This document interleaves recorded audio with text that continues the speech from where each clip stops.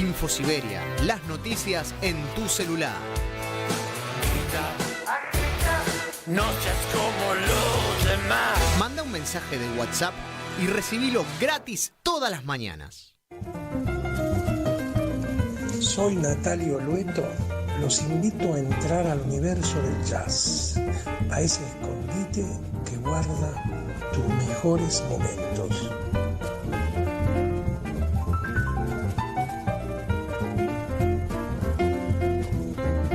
¿Qué tal? Buenas noches, queridos amigos, amigas, aficionados del jazz, del callejón del jazz. Me encanta esta noche poder compartir con ustedes un programa de música en vivo y siempre hago una reflexión antes de empezar. Ante todo quiero compartir con ustedes el acompañamiento de nuestro compañero Martín Loza en los controles técnicos, ¿sí? Hoy estoy solo, no me acompaña ningún entrevistado, estoy con ustedes, entonces no estoy solo. Retomo la conversación. Bueno, la música para mí no tiene fechas. Cuando uno hace un programa de jazz y tiene antología y una mirada retrospectiva, porque el jazz tiene toda una historia, como ya siempre la hemos contado aquí, a mí se me ocurrió que la historia de la música no tiene fechas. Yo no sé, muchos no compartirán o compartirán esta idea, porque cuando yo escucho cualquier tema, sea de jazz o de otro estilo de música, no me pega el tema si es de tal época o de tal otra. Y hoy se me ocurrió la siguiente idea. Dije, escucho un tema, como investigo siempre a través de la historia del jazz, escucho un tema, pero lo quise escuchar como si no tuviera tiempo, o sea, como si no tuviera el autor, el compositor, una edad cronológica o un tiempo en el pasado. ¿Por qué el pasado? ¿Qué es la música? ¿Tiene que ver con el pasado? Quizá tiene que ver con el momento en que vivimos nosotros, que nos sentimos sumamente contentos o a veces nostálgicos, y nos pega un tema, y nadie se pregunta de qué época es, de qué año, cuándo lo hizo, qué te importa cuándo lo hizo si te pega. Y yo creo que por eso, y lo digo en forma muy crítica, o sea, no soy un crítico musical, soy un atrevido, y ustedes lo saben, soy un estudioso, me encanta la música desde muy chico, y se me ocurrió que la música no tiene tiempo, y a veces lo he dicho de otra manera, más académica. ¿Qué me importa si Mozart nació hace 5 siglos? Si la quiero escuchar y voy al concierto, no le pregunto a la boletería, ¿cuántos siglos tiene Mozart? Bueno, parecen pavadas lo que digo, ¿no? Pero si lo piensan 2 veces, la música no tiene tiempo, y de ahí es que parte mi programa con ustedes. ¿El alma tiene tiempo? ¿El alma de un músico tiene tiempo? Quizás para los estudiosos de la música y de la historia hay que, obviamente, escribir las cosas cronológicamente, pero este no es el caso. Este es un programa nuestro donde nos divertimos o nos emocionamos. Por eso quiero hablar un rato, un poquito, de la bossa nova, porque quien va a venir esta noche, y siempre digo va a venir, porque si no tiene tiempo es ahora, hoy va a venir Antonio Carlos Jobim. Hay que sacarse el sombrero para los amantes de la música brasilera o para los amantes de ese momento íntimo que nos propone Jobim, ¿verdad? Pero es bueno hacer una reflexión. La bossa nova, como ustedes recordarán, más o menos, nació a fines de la década de 1950 en Brasil. Fue una fusión, fíjense, de samba y jazz. Ahí empezó João Gilberto y Eliseth Cardoso, fueron sus primeros exponentes. A inicios del 60, de los años 60, así, de pronto se consolidó definitivamente en el escenario musical de Brasil, además de Gilberto y de Cardoso, un compositor trascendente, Antonio Carlos Jobim. Lógicamente, paralelamente lo siguieron Vinicius de Moraes, Baden Powell, Oscar Nestro Neves, Sergio Méndez, como recordarán, tantos temas muy populares de él, Airto Moreira, entre otros. Y yendo al tema que vamos a proponer, Charlie Bird se encontraba de viaje en Sudamérica. Una vez de regreso a Washington, Bird y sus músicos comenzaron a incorporar ritmos y canciones de bossa nova en sus conciertos. Qué curioso, pocos músicos habían experimentado en esa época en Estados Unidos, ¿sí?, con la música brasileña. Dizzy Gillespie había incursionado un poquito, Stan Kenton, con poca difusión y muy escaso impacto comercial. Vamos a escuchar a continuación de Antonio Carlos Jobim con Herbie Hancock, pero de 1983, hago la salvedad, el año no importa, un tema muy conocido, hermoso tema, titulado en inglés, Wave, olas.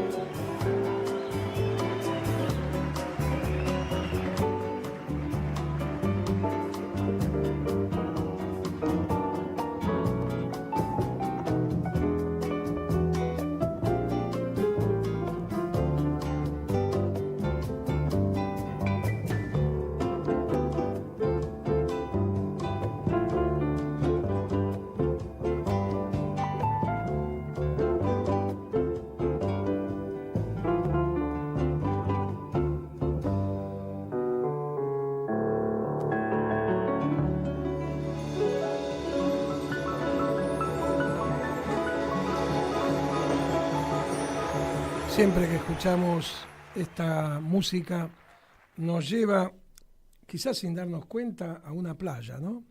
Siempre nos recuerda a Brasil, aunque algunos nunca hayan estado.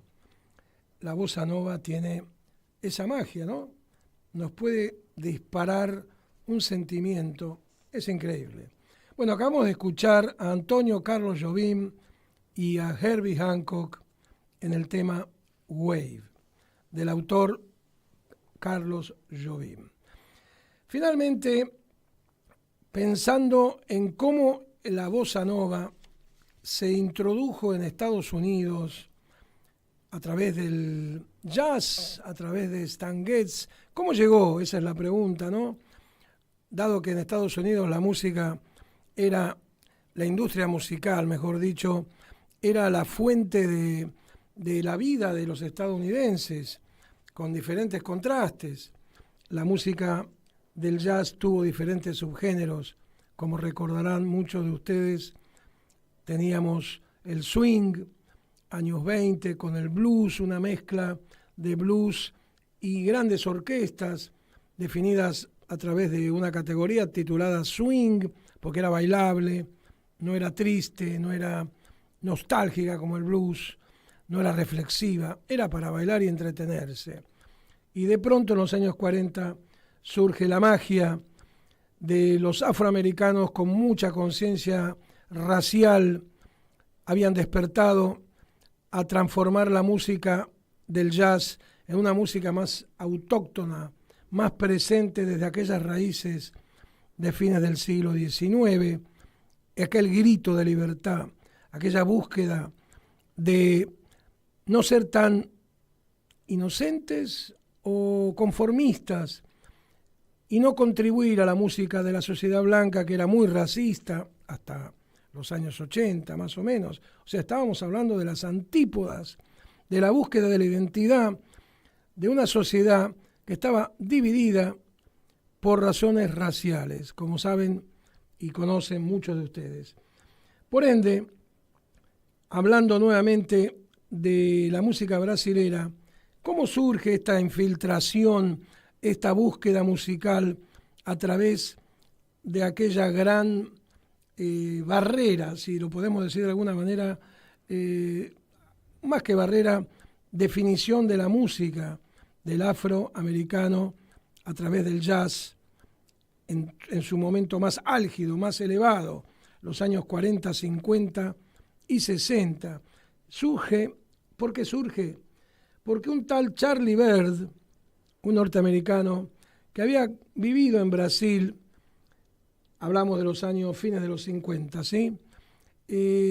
Siente la necesidad de introducir a su agrupación, que tocaban bossa nova, música jazzera, a su manera, porque era un jazzista. Trata de introducir un instrumento que le faltaba, se daba cuenta que algo faltaba, y pensó en el saxo, que era aquella parte espiritual de la música que hacía falta. Y piensa en dos personas, en Tadd Dameron, un gran saxofonista estadounidense, y en Stan Getz, muy reconocido en los años 50 en Estados Unidos. Y le hace escuchar a Stan Getz lo que él había armado con su orquesta, lo lleva a Estados Unidos, hablamos de Charlie Byrd, ¿sí? Charlie Byrd, con Y, Byrd, porque hay otro Byrd que es Charlie Parker. Y en Estados Unidos, luego de diferentes pruebas, sucede lo inimaginable. La bossa nova, a través del saxo de Stan Getz, se transforma en la euforia musical, en la novedad rítmica, porque eso es lo que traía la bossa nova, otra novedad, que era la rítmica y la maravillosa expresión del saxo de Stan Getz. Vamos a escuchar por Stan Getz y Charlie Byrd un tema clásico brasileño interpretado por ellos, Bahía.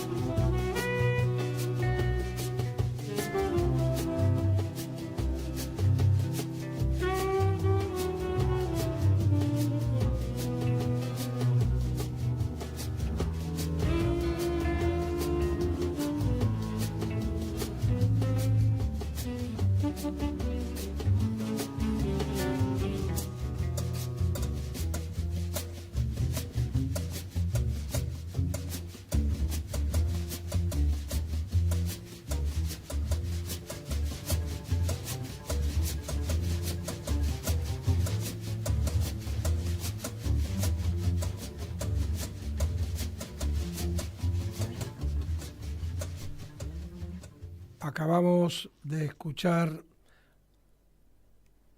Jazz Samba, una de las piezas, precisamente Jazz Samba, la escuchamos antes de este último tema, titulado Bahía, precisamente por Stan Getz en el saxo y Charlie Byrd en la guitarra, acompañando. Me parece muy interesante poder recordar que esta pieza fue una de las piezas más importantes que impactaron en la escena estadounidense. Reiteramos, vuelvo a comentar lo que dije antes, la introducción de la bossa nova en el jazz estadounidense provocó una revolución musical, totalmente diferente a lo que se estaba tocando en ese momento. Bueno, a continuación queremos introducir a uno de los más grandes saxofonistas tenores. Primero en la década de los años 30, estamos hablando un joven, su nombre es conocido por Charlie Parker, fue su discípulo de alguna manera. Hablamos de Lester Young, que junto a Coleman Hawkins fueron la gran influencia que tuvo en el bebop Charlie Parker y Dizzy Gillespie, personajes que constituyen por sí mismos una gran revolución en el jazz tradicional de los años 40 y pasan a conocerse como bebop, la música del jazz moderno, para decirlo en pocas palabras. Lester Young fue conocido también por el sobrenombre de Press. Ese sobrenombre se lo dio Billie Holiday, la gran cantante, una de las figuras más importantes también de la historia del jazz. Y transcurrió su música a través del swing, el bop y luego el cool. Y una de las cosas más hermosas para mí, aunque uno a veces piensa que es música un poco antigua por la forma en que suena para hoy, para nosotros, es deliciosa desde el punto de vista de la melodía. Su dulce tratamiento del saxo, inspirado en una forma muy espiritual. Vamos a escuchar por Lester Young, Prisoner of Love.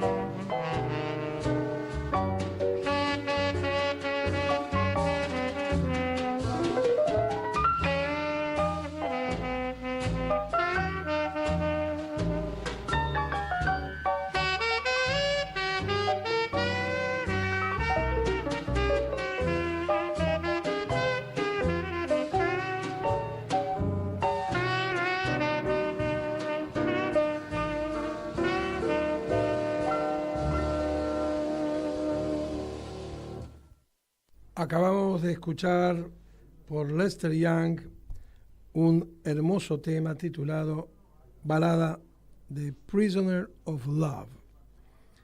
Y a continuación, una espectacular presentación en el Carnegie Hall en 1949, en Nueva York. Ahí aparecen ni más ni menos que los más grandes músicos de la época, entre los cuales se encuentra Buddy Rich en batería, Flip Phillips en saxo tenor, el mismo Lester Young en saxo tenor, Tommy Turk en trombón, el gran Roy Eldridge, Ray Brown en bajo, Hank Jones en piano y ni más ni menos que Charlie Parker en el alto, en el saxo alto. Y vamos a escuchar en vivo Lester Lives In.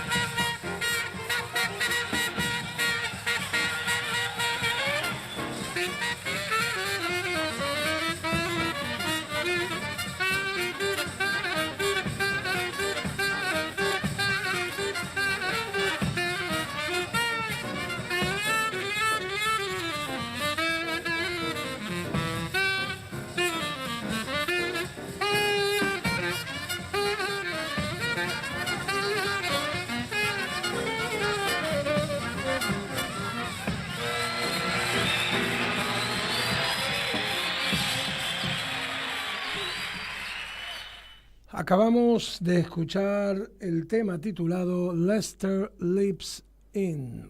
Es un estándar de jazz grabado originalmente por la Kansas City Seven, la orquesta de Count Basie, en 1939. Curiosamente, esta composición, originalmente acreditada a Lester Young, que era el saxofonista tenor de Count Basie, sirvió como vehículo para entrelazar solos entre Young y Count Basie en el piano. Digamos que figura entre las grabaciones más importantes de la época dentro de la música estadounidense y nos propone una agrupación de músicos excelentes.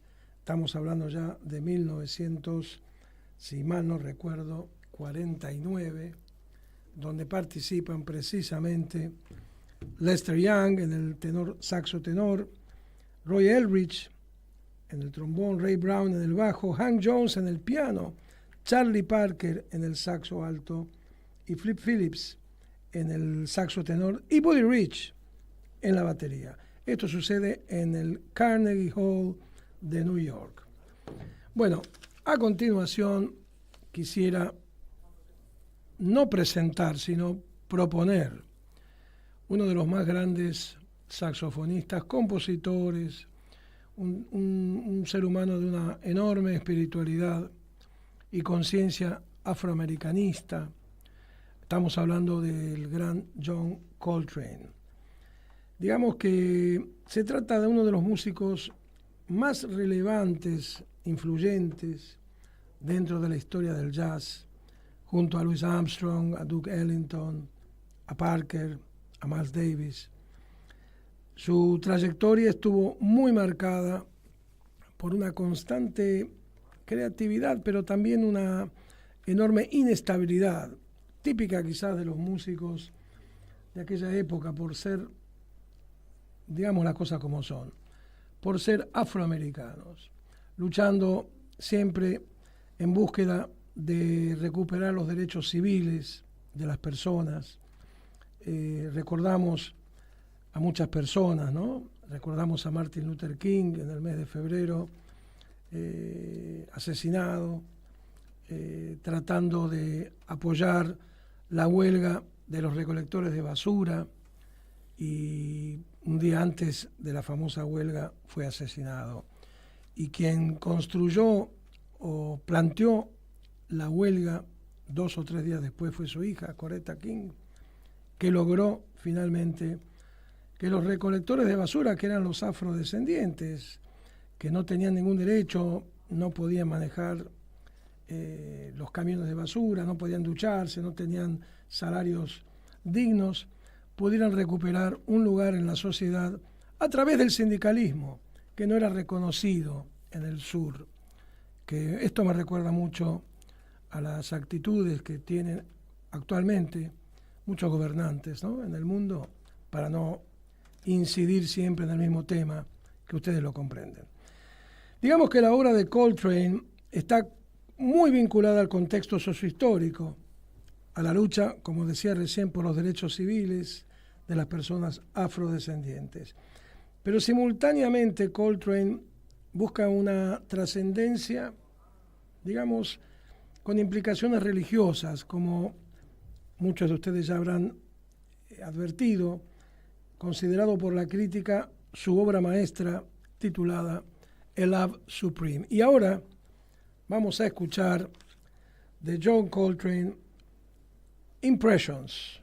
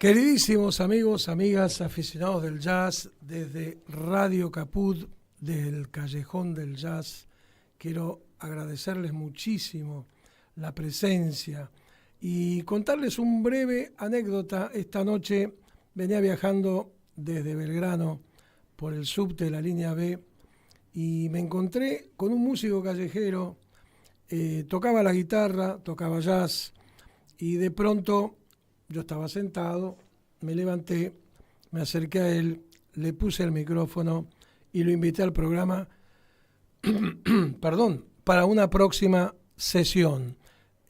Compartimos un momento muy grato y me llamó la atención mucho que una persona joven, 30 y pico de años, tenía esa sintonía con la música ciudadana del jazz, que no tiene, como decíamos hace un rato, ni tiempo, ni cronología, ni fronteras.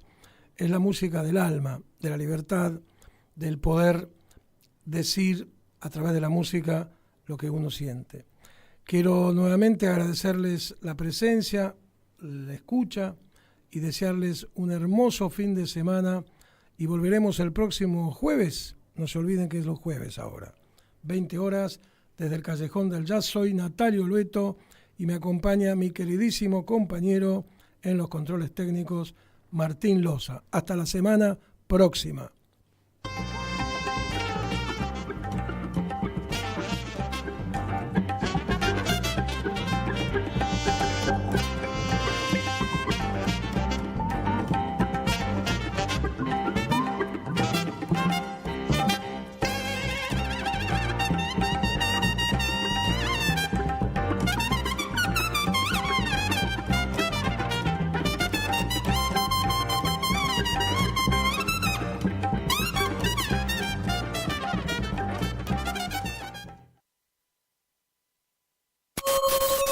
¿Cómo puedo hacer para escuchar Radio Caput en el celular?